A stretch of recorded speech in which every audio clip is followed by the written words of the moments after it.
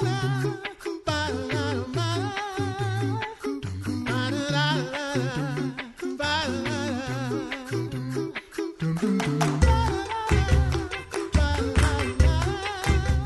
listening to The Coffee Hour. I'm Eddie Bates. I'm Sarah Gulseth.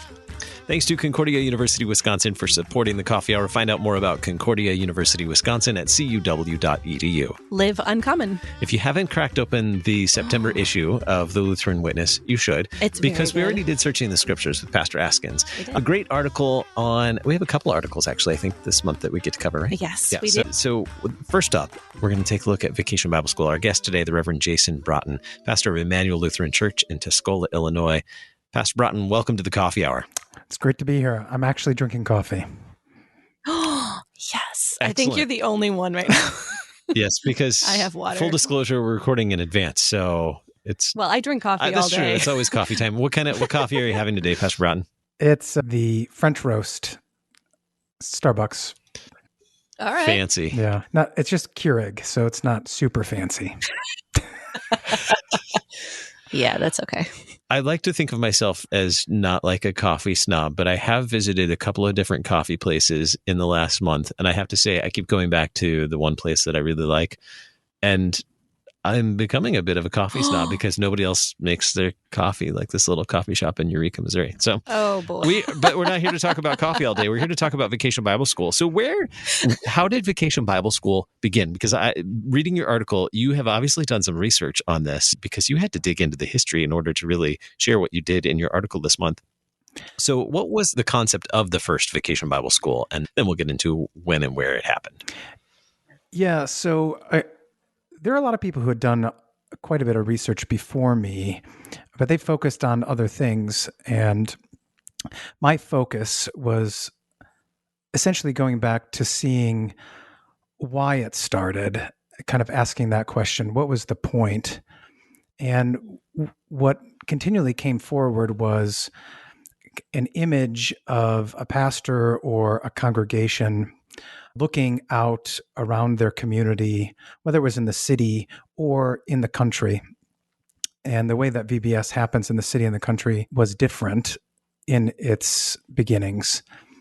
But they were looking out over their landscape and seeing children in the summertime playing or getting into trouble or being lazy or any of those types of activities or non-activities, as it were, looking at that landscape and saying, we have the facilities and we have the ability to serve these particular people with what they can't get anywhere else. And so the beginnings of Vacation Bible School looked at particular people in particular places to pass on to those particular people in those places particular truths that only the people who were teaching could hand on. So the churches would take a look at perhaps in the city where maybe both mom and dad are working or the children are running around and not involved in anything in particular at the time. And they say, we can bring them in and we can give them school during the summertime that is not like the normal school they're going to, but will kind of look like it. And so the early Vacation Bible Schools in the city were Monday through Friday for 6 to 8 weeks, the entire summer, all day long, like a regular school day's length. So what is that, 6 hours? And they would focus on, obviously, the events in Bible history and, bringing them the fullness of the biblical narratives that find their culmination in the passion, the sacrifice, and resurrection of Jesus. But they also added on to this, memory work that was associated with church history. They brought in instruction for musical arts, both singing and instruments. They would instruct in craftsmanship. So not just like popsicles, sticks, and cutouts, but like needlework and woodworking and building things and things that would last. And then also, their normal kind of catechol doctrinal studies and character development and things like that. So this is beginning the late 18th century, early 19th century, where these particular people kind of look out at their landscape and say, we have something to offer these particular people. Let's try to offer that. And so that's how it started. And then it began to sweep the nation from the East Coast or from the cities into the interior of the country in that way. People started hearing about, New York's Vacation Bible School or Boston's or even Chicago doing something similar, and then the country modifying that for their particular people at their particular place. So how did it move out from the cities into the more Midwest regions? What were the needs that these other communities had in more rural areas in the Midwest? And how did it end up looking then in those situations? Yeah. Well, school, I think in the country looked a lot different than school, like normal school in the city. The length of day for kind of normal school, maybe you'd call it government school, but it wasn't quite government school at the time. But if you read like a series of books by Ralph Moody called Little Britches, or if you read the Little House series, they're all in the country, right? Or, on the frontier, and school looks different. It only meets certain times of the day, and not always are all the boys there because they're in the field helping. So school in general looked different. And so because of that, because of the needs of the community or the family to run the family farm and to help work in their local businesses, the children would all be a part of it. It was a household income. The whole household worked for this. The schooling just didn't have the same Monday through Friday, 8 to 3 schedule. It would go for a number of weeks, and then there would be needs back on the farm or needs back in the storefront. And so it would take breaks, and then they'd be back at it later when all that work on the farm or in the storefront was finished. And so, at least within the Missouri Synod, you can see how when they would start church schools, they would meet, after harvest in the fall up until basically Palm Sunday. And this is where oftentimes churches still today will have confirmation on Palm Sunday, because it was so closely tied to when the children were needed back at home to be working in the field for planting. So just the rhythm of the day or the rhythm of the year looked different in the country because of those particular needs. And so when Vacation Bible School catches on from the big cities on the East Coast and moving more towards the interior, the Midwest, or even the West, those people who are going to do Vacation Bible School tailor it to the needs of the people that they're serving. So, they would maybe only go a half day than all day, because in the summertime, at least on farms, children are doing household chores. They are helping with livestock. They are helping with hay and all of the other duties that are necessary just to survive. And the same thing with those in the storefronts. There were things that were needed and the children would help out. So it was only a half day, and it typically only ran for about 2 weeks. If we go back to, if I look at minutes from my congregation, one of the longest serving pastors here at my place was 36 years. And there are accounts from my members, that he would drive around and pick up everyone to bring them to Vacation Bible School, which was like 2 or 3 weeks long and a half day. And then he'd take them all back. So it was really dependent. It was really focused, I should say, on those particular people at that particular place to give them something particular. Would you say the context of your congregation was more of an agrarian community? Yeah, most definitely. I mean, we live in town now. The congregation is set up in town, but it is a rural, mainly farming and associated with farming community.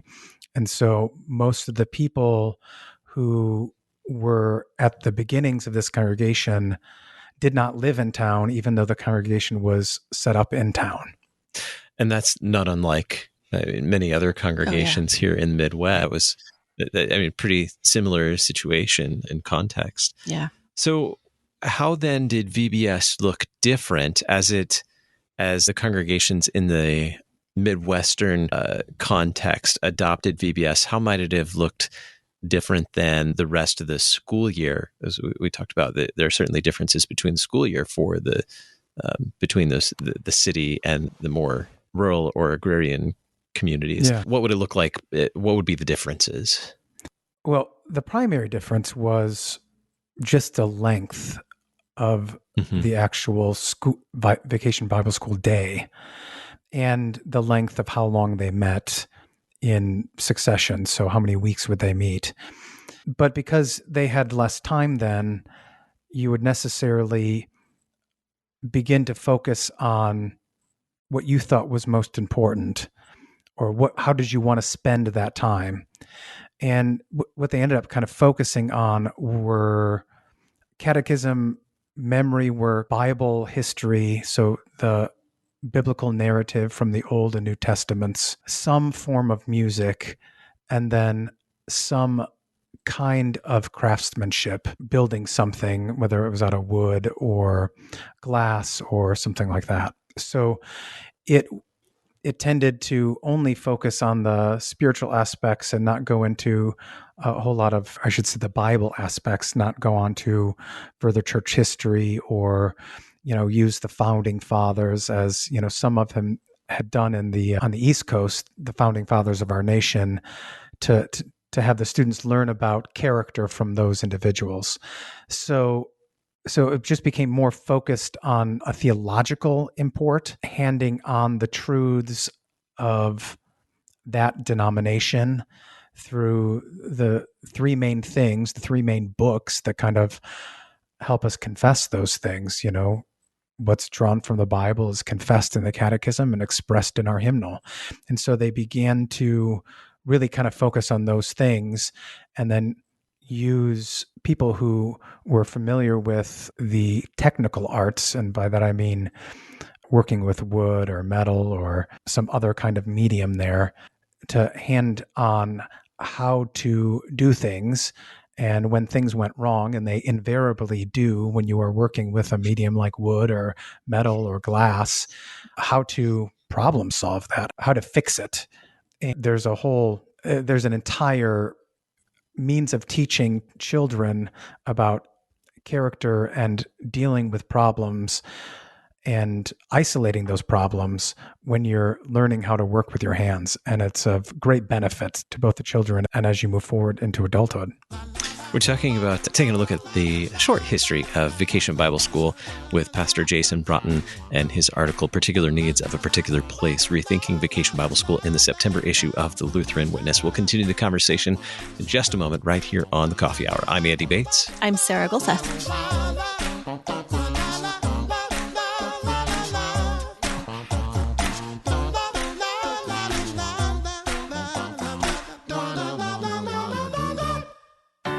At Concordia University, Wisconsin, we believe you were created for a reason: to use your God-given gifts to help others, to live a life of self-sacrifice in a me-first world, to live a life that's uncommon.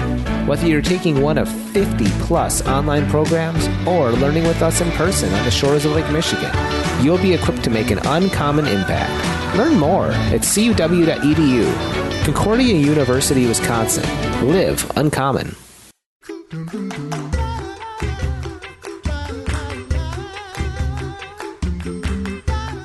Welcome back to the Coffee Hour. I'm Andy Bates. I'm Sarah Gulseth. We're taking a look at the September issue of the Lutheran Witness, talking with Reverend Jason Braaten. He's pastor of Immanuel Lutheran Church in Tuscola, Illinois, and author of Particular Needs of a Particular Place, Rethinking Vacation Bible School in the September issue of the Lutheran Witness. So we've taken a short look at the history of Vacation Bible School making its way from the cities to the Midwest. Now let's talk about the inroads into the Lutheran Church Missouri Synod. What do we know about Lutheran Church Missouri Synod congregations adopting VBS? Do we know when that began, where that began? That's a really good question. It's really difficult to pinpoint the exact point, but they are adopting these things right alongside of everyone else. So I'm not quite sure that, sometimes you might hear, that's not Lutheran or something like that. I'm not quite sure that's the case. They certainly, when they took it on, saw it as a Lutheran task to do it in a Lutheran way. But I'm not sure that they ever saw taking the time to teach during the summer as somehow, not being Lutheran. So I would say right along the same time as VBS is beginning in the East Coast and in the cities, as it moves out to the country and it gets to that particular area, Lutheran pastors are taking a look at their own landscape and asking themselves a question: how might I serve these particular people in this particular place with what I've been particularly situated to teach? So I think it was probably right alongside. I don't think there was much delay in that fact, but when they did it the way Lutherans do it. They focused on our hymns, they focused on our catechism, and they focused on really implanting the word into their minds and their hearts by giving them a breadth of the biblical narrative from the Old and New Testament. So then how has this older style of VBS, how has that changed and evolved over the last 50 years in our church education history? Yeah. So I'm trying to find a nice way of saying this. I think the best way to say it is what happens is we move into a time of looking at things and at people as professionals. And so instead of thinking like the general pastor thinking, I can put together a VBS, there are people who are professionals at putting together VBS curricula, and we let them do that for us, and it kind of streamlines the process. And all we need to do is then take the curricula out of the box and use it. And so I refer to it as kind of like a commercialization. And that kind of has, a really negative connotation. And I don't really mean it to be entirely negative. There are publishing houses that saw the need, that congregations desired to do this. They sought to fill that need. But there's always something kind of lost when something becomes mass produced, and when it's produced about thinking of children in the abstract instead of thinking of particular children that you're actually going to talk to. And so whenever I preach a sermon or I'm teaching something from the Bible, I'm asking myself, who is my audience? Who is listening to this? How do I need to say this so that they understand it and they take away from it what needs to be taken away from it? So I think what happened when you kind of had that professionalism or the commercialization of VBS begin to take shape, what was lost is the particular people, who this was going to be spoken to, who was going to be taught, and asking the question, what do they need to know? I think this is also the same time when VBS began to be viewed as a means of evangelizing, that is, a means of reaching those who don't know Christ, instead of as a means to teach the people who are already in our pews. And if others want to come along for the ride, then they can come along for the ride. And we'll be happy to tell them everything that there is to tell about Jesus that finds its way into the Old and New Testament, as we're doing that for our own. And so I think confluence of things began to take shape, which is it was easier to get an out-of-the-box curriculum. There was a kind of a professional attitude, like we're going to let the professionals handle it. And then the idea of reaching out. So we're going to need some kind of curriculum that is focused on the unbeliever as opposed to the already baptized or the child who is already a Christian and coming and attending church and perhaps even confessing the apostles or Nicene Creed, to thinking about the person outside of our walls. And I think that kind of situation became a vortex to make VBS something that it was not intended to be. And that can it can be very powerful sometimes, but it can also be destructive, those kinds of vortexes. In what ways might a more locally developed program be beneficial to the congregation, to the children, to their families? Yeah. The benefit is at least twofold. One is that it takes into consideration the actual people who will be attending and not tailoring what you're going to do for someone who you think might attend.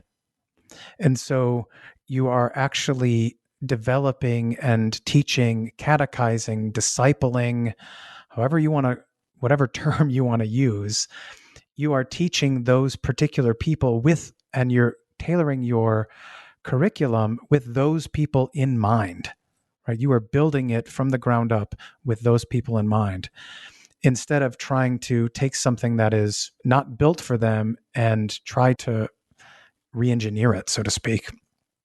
So the first thing is that it keeps the local person in mind from the ground up.